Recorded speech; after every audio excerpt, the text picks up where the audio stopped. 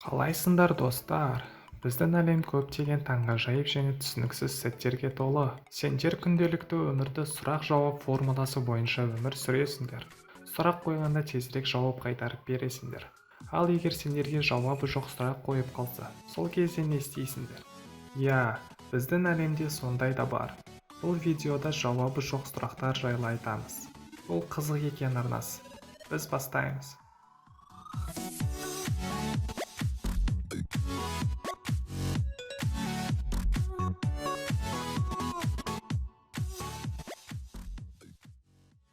Адам қанша жыл өмір сүре алады?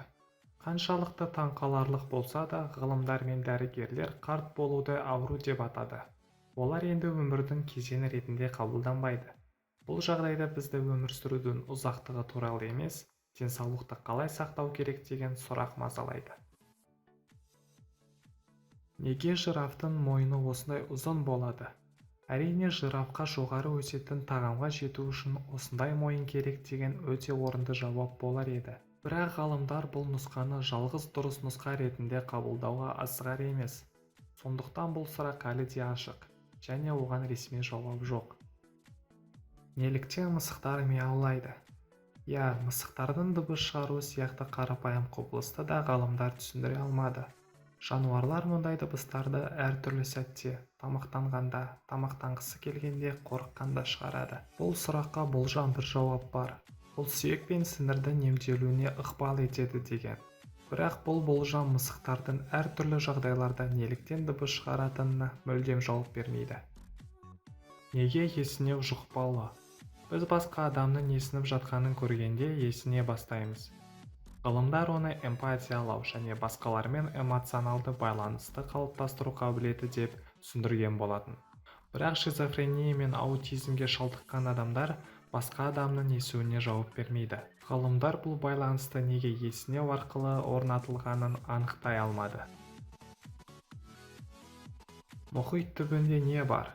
Бұл сұрақ бір түрлі болып көрінуі мүмкін, бірақ оның орны бар. Өйткені мұхит түбінің 5% ғана зерттелген. Қалған 95%-да не бар екенін ешкім білмейді. Ғалымдар мұны білуге асықпайтын сияқты. Олардың айтуынша, айға жету мұхиттың ең терең бөлігіне түскеннен гөрі әлде қайда жеңіл және тезірек деген.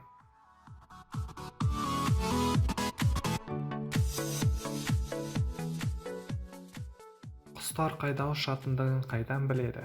Ерте балалық шақтан бастап біз құстар қыстауға қайда ұшатындығын және қайда оралатыны туралы сұрақ қоямыз. Болжамдар бойынша ол жердің магнит өрісінің әсері деген.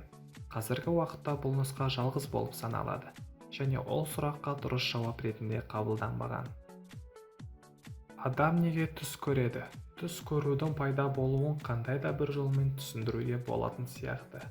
Бірақ мұнда да бір нақты бір жауап жоқ. Кейбіреулері түстер ол орындалмайтын тілектер болуы десе, ал басқалары тек жүйке импульсі деп айтып жатады. Біз ғаламда жалғызбыз ба? Қазірдің өзінде ғалымдар басқа ғаламшарларда өмір тудыратын белгілерді байқап отыр. Қазір басталатын және алдағы 10 жылдықтарда жалғасатын зерттеулер өте қызықты болуы мүмкін. Өйткені ғаламдағы 60 миллиард планетаның кем дегенде бірінде тіршілік ашылуы мүмкін.